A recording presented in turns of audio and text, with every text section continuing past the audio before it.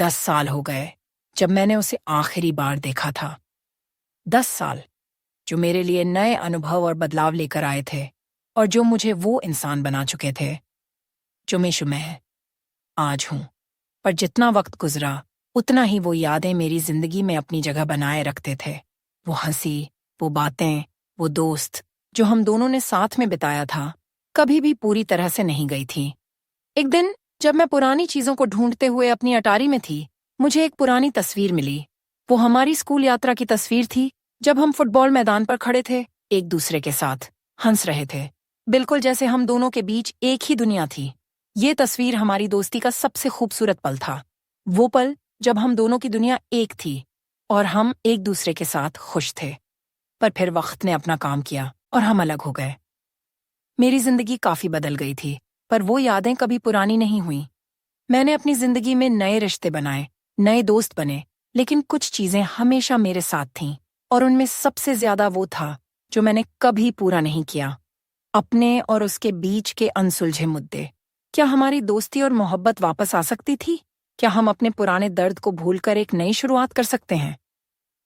सब कुछ तब बदला जब एक दिन मुझे अपने पुराने स्कूल की रीयूनियन का निमंत्रण मिला।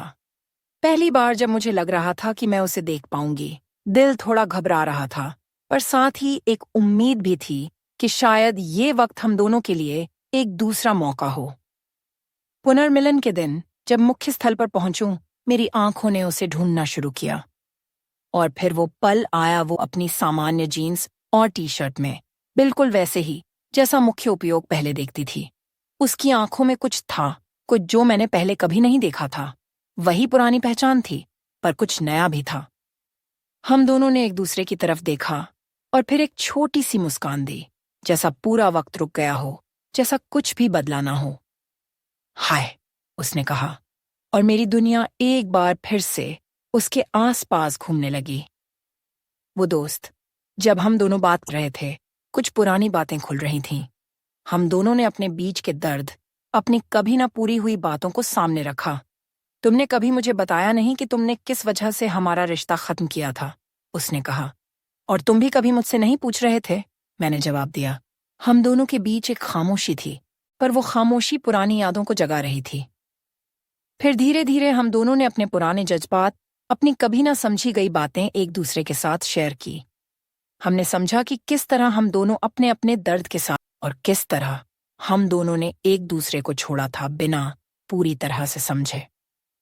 लेकिन अब सब कुछ बदल चुका था। हम दोनों काफी बदल चुके थे। हमने अपने रिश्तों में गलतियां की थीं, लेकिन हमने सीखा था कि रिश्ता सिर्फ समझने से नहीं, समझने से बनता है।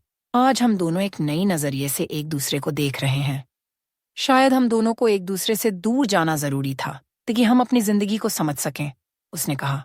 और शायद हम दोनों को एक दूसरे की जरूरत अब है, लेकिन नई तारीख से, मैंने जवाब दिया।